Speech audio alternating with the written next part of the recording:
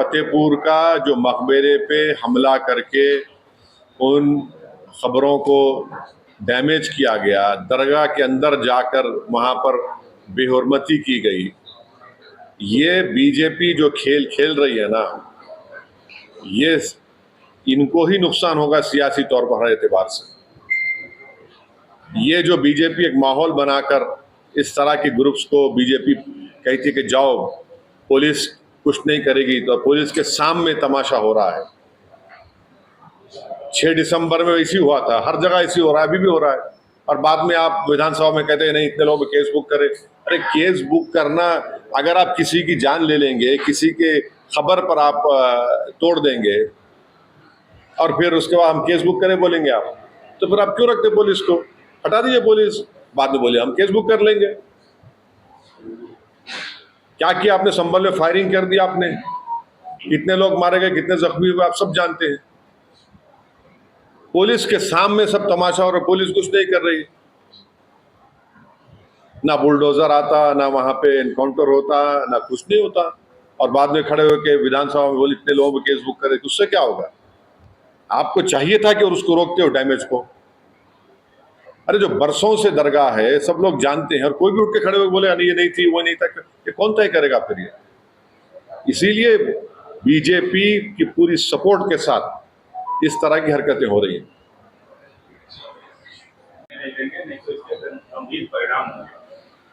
ये आसिफ मलिक, बिलावल भुट्टो, ख्वाजा की बात किया जाए तो 48 घंटों में ये चौथी बार ये क्या कहना है? ब्रह्मोस है हमारे पास। और फिर उनको भी समझना चाहिए कि वो उन्होंने खुद कहा कि मैं स्विमिंग कॉस्ट्यूम में था तो मुझे मालूम हुआ कि 9 एयरबेस चले गए। इस तरह की बकवास उनको नहीं करनी चाहिए। आप एक मुल्क के वजीर आज़म हैं, आप एक कुछ तो खैर आपको उसका पासो लिहाज नहीं होगा, मगर इस तरह की आप जबान इस्तेमाल कर रहे हैं जो हम पे कोई असर नहीं करेगा। पानी इंडस वाटर ट्रीटी को सरकार ने एबेंस में रखा है। अब एबेंस में रखा है तो बजाय उसके कि आप थोड़ा तब्दीली दिखाते, आप धमकी दे रहे हैं, तो धमकी का असर कुछ नहीं होगा भारत के ऊपर, बहुत हो गया। गाड़ी पार्किंग को लेकर वहाँ पे हुए हैं, क्या कहना है? नहीं, मुझे डिटेल नहीं मालूम, उसको डिटेल मालूम करके बोलूँगा। आरोप है कि बिहार में वोट चुराने को लेकर चुनाव आयोग भाजपा के साथ साठगांठ कर रहा है। बिहार के नेता पक्ष ने ये भी आरोप लगाया है कि भाजपा नेताओं के 2 वोटर कार्ड उन्होंने बनाए हैं। देखिए, SIR के खिलाफ हमारी पार्टी की तरफ से मैं बोल सकता हूँ, उनकी तरफ से नहीं बोल पाऊंगा मैं, ना मुझे ज़रूरत है। SIR जो हो रहा है, हम शुरू से कह रहे हैं कि इस SIR के ज़रिए कई जेन्युइन वोटर्स का नाम काटा जाएगा और कट रहा है। और मिसाल के तौर पे अब जो प्रोविजनल वोटर लिस्ट आई, इसमें हमको पता ही नहीं है, किसी को पता नहीं है कि कितने वोटर्स ने सिर्फ इन्यूमरेटर्स फॉर्म पे साइन करके दे दिया और डॉक्यूमेंट नहीं दिए। तो कल जब फाइनल लिस्ट आएगी तो ECI को अख्तियार है कि भाई XYZ ने सिर्फ फॉर्म करके साइन करके दे दिया, हमको डॉक्यूमेंट नहीं दिया। आप शिफ्टिंग बोल रहे हैं, तो शिफ्टिंग किसकी हमको नहीं मालूम। आप बोल रहे 2 जगह नाम है, किसके हमको भी नहीं मालूम। हम अपने लॉयर निज़ाम पाशा साहब को कई वोटर का नाम दिए हैं, जो वहाँ पर है उनका नाम नहीं आया। अख्तर उल ईमान साहब खुद वहाँ पर सुप्रीम कोर्ट में पार्टी हैं।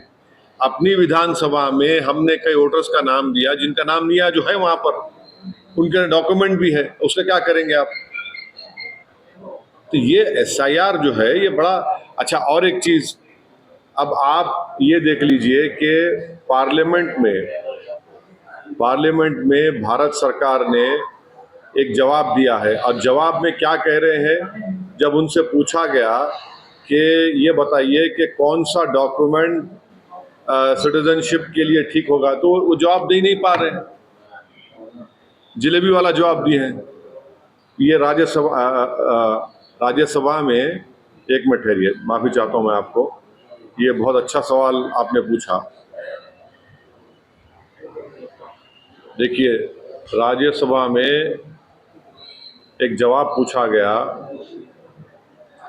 कि इसमें ये बताया जाए कि गवर्नमेंट कोई डॉक्यूमेंट को रिफ्यूज कर रही, तो बता ही नहीं रही कि क्या क्या कोई फिक्स प्रूफ चाहिए। माने कुछ भी, अब गवर्नमेंट कुछ भी कर देगी। आप देखिए, ये राज्यसभा में जवाब दिया गया है जिसमें गवर्नमेंट ने कहा कि union home ministry did not specify the categories of valid documents required for people to prove citizenship in India while responding to a question in the Lok Sabha, जो अगस्त 12 को पूछा गया। अब आप बता ही नहीं रहे कि डॉक्यूमेंट क्या चाहिए, तो फिर आप एसआईआर से क्या फायदा। अब आप ये बताइए, जब आप डॉक्यूमेंट नहीं बता रहे हैं तो फिर जो मंत्रालय रेस्पॉन्सिबल है सिटीजनशिप देने का, वो खुद नहीं बोल रहा है कि कौन सी डॉक्यूमेंट एडमिसिबल है सिटीजन प्रूफ के लिए, तो फिर ईसीआई किस बुनियाद पर रिस्पॉन्सिबिलिटी ले रहा है। लोकसभा को सवाल का जवाब दिया गया, एक सवाल के जवाब में। तो ये इसीलिए तो हम कह रहे हैं कि इसमें बहुत बड़ा कंफ्यूजन है।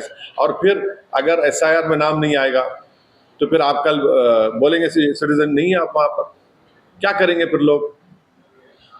सर, आपके हैदराबाद में कल एक प्रेस कॉन्फ्रेंस की गई कांग्रेस पार्टी के नेता की तरफ से, और आपके जो 7 सीटें हैं, आपकी कंस्टिट्यूंसी की जो 7 सीटें हैं, एजेंसी वाली जो प्रतिक्रिया आपने एक्स पे पोस्ट की है, क्या बदलाव दिख रहा है आपको पिछले इंडिपेंडेंस डे के और इस इंडिपेंडेंस डे? मेरे को एक बात समझ में नहीं आ रही कि जिस दिन हमको अंग्रेजों की गुलामी से आज़ादी मिली,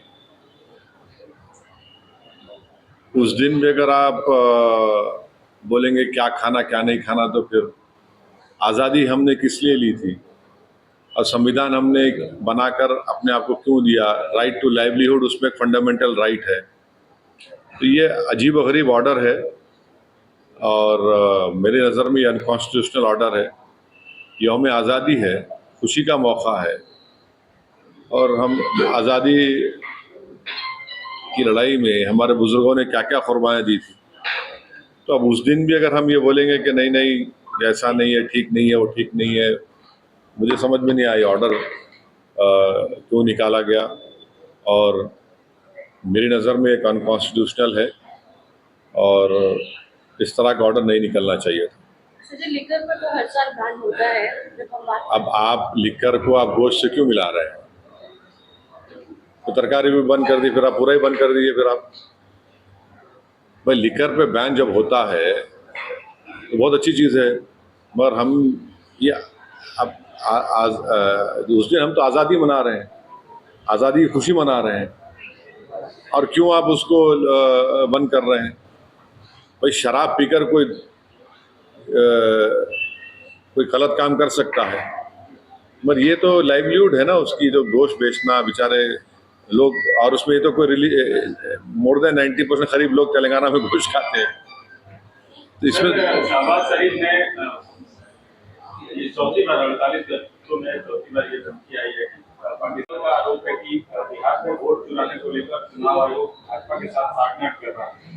बिहार के नेता प्रतिपक्ष ने ये भी आरोप लगाया है कि भाजपा नेताओं के 2 वोटर कार्ड उन्होंने बनाए हैं। देखिए, एसआईआर के खिलाफ हमारी पार्टी की तरफ से मैं बोल सकता हूँ, उनकी तरफ से नहीं बोल पाऊंगा मैं, ना मुझे ज़रूरत है। एसआईआर जो हो रहा है, हम शुरू से कह रहे हैं कि इस एसआईआर के ज़रिए कई जेन्युइन वोटर्स का नाम काटा जाएगा और कट रहा है। और मिसाल के तौर पे अब जो प्रोविजनल वोटर लिस्ट आई, इसमें हमको पता ही नहीं है, किसी को पता नहीं है कि कितने वोटर्स ने सिर्फ इन्यूमरेटर्स फॉर्म पे साइन करके दे दिया और उनके और डॉक्यूमेंट नहीं दिए। तो कल जब फाइनल लिस्ट आएगी तो ईसीआई को इख्तियार है कि भाई XYZ ने सिर्फ फॉर्म करके साइन करके दे दिया, हमको डॉक्यूमेंट नहीं दिया। आप शिफ्टिंग बोल रहे हैं, तो शिफ्टिंग किसकी हमको नहीं मालूम। आप बोल रहे 2 जगह नाम है, किसके हमको भी नहीं मालूम। हम अपने लॉयर निज़ाम पाशा साहब को कई वोटर का नाम दिए हैं, जो वहाँ पर है उनका नाम नहीं आया। अख्तरुल ईमान साहब की, अख्तरुल ईमान साहब खुद वहाँ पर सुप्रीम कोर्ट में पार्टी हैं।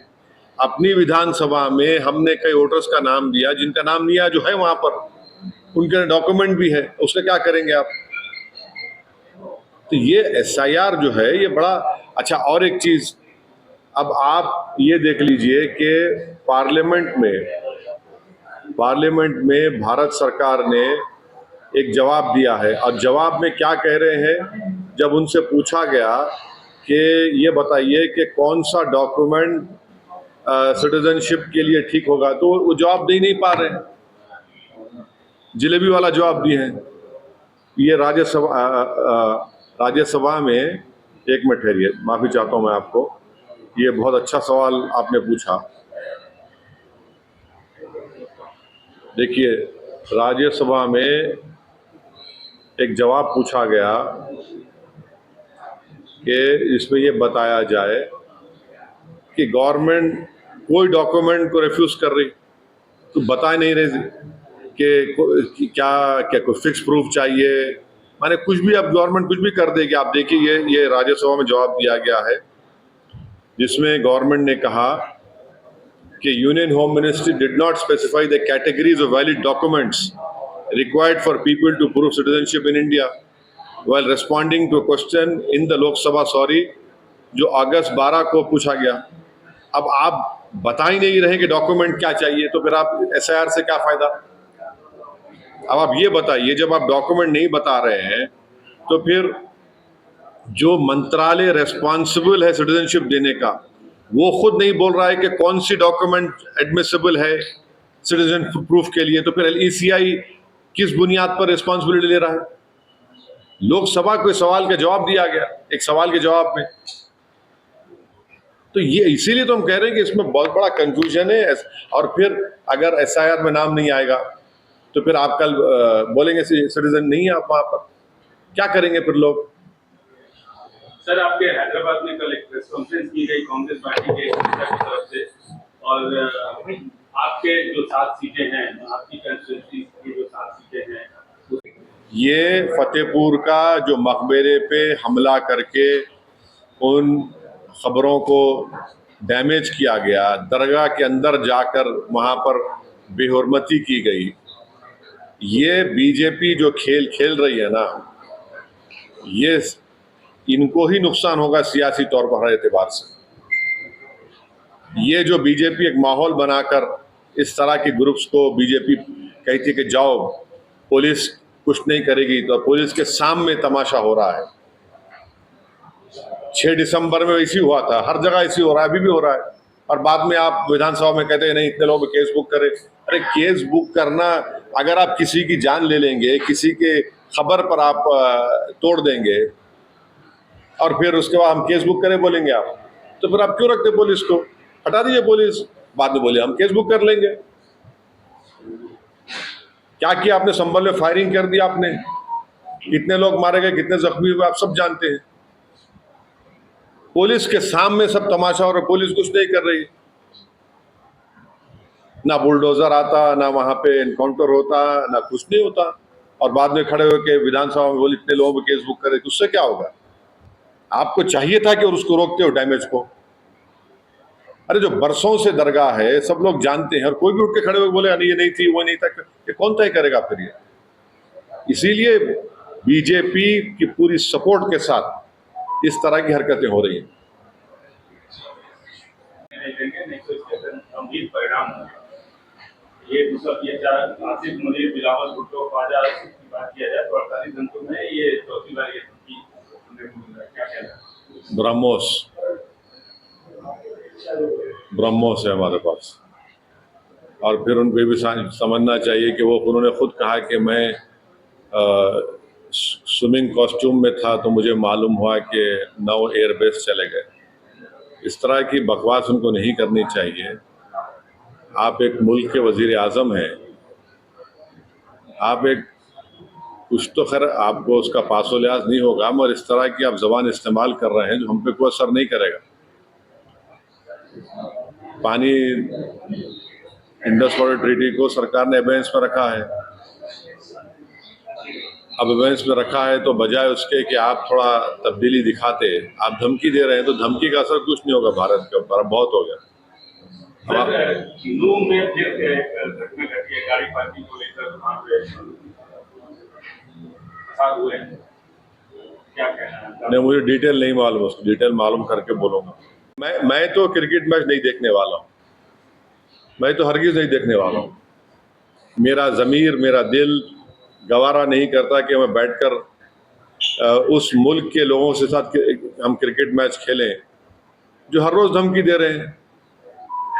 उनका चीफ ऑफ आर्मी जाके वहाँ से बोलता है कि हम लोग डैम पे मार देंगे, वो बोलता है कि हम न्यूक्लियर थ्रेट कोई दे रहा है, कोई एक बोल रहा है कि हम वो कर देंगे। अब क्या, क्यों खेलेंगे हम? ये सुनिए, एक मिनट सुनिए। आप पानी देना बंद कर दिए, पानी से बड़ी कोई चीज़ हो सकती है क्या? बोलिए। आप ट्रेड नहीं कर रहे हैं, आप बाघा बॉर्डर बंद कर दिए, वीज़ा नहीं दे रहे, खेल क्यों रहे हैं बताइए? कितना नुकसान होगा? 300 करोड़, 400 करोड़, कुछ भी नहीं है ना। मेरा जमीर तो गवारा नहीं करता भाई कि मैं मैच को देखूं। तो सौरव गांगुली ने कहा कि क्रिकेट अलग चीज है और जो हालात है वो अलग चीज है, दोनों अलग अलग है। अब मैं, देखिए, मैं किसी का स्पोक्स पर्सन नहीं हूँ, उनसे पूछिए। अच्छा सर, आपके पुराने दोस्त हैं जगन मोहन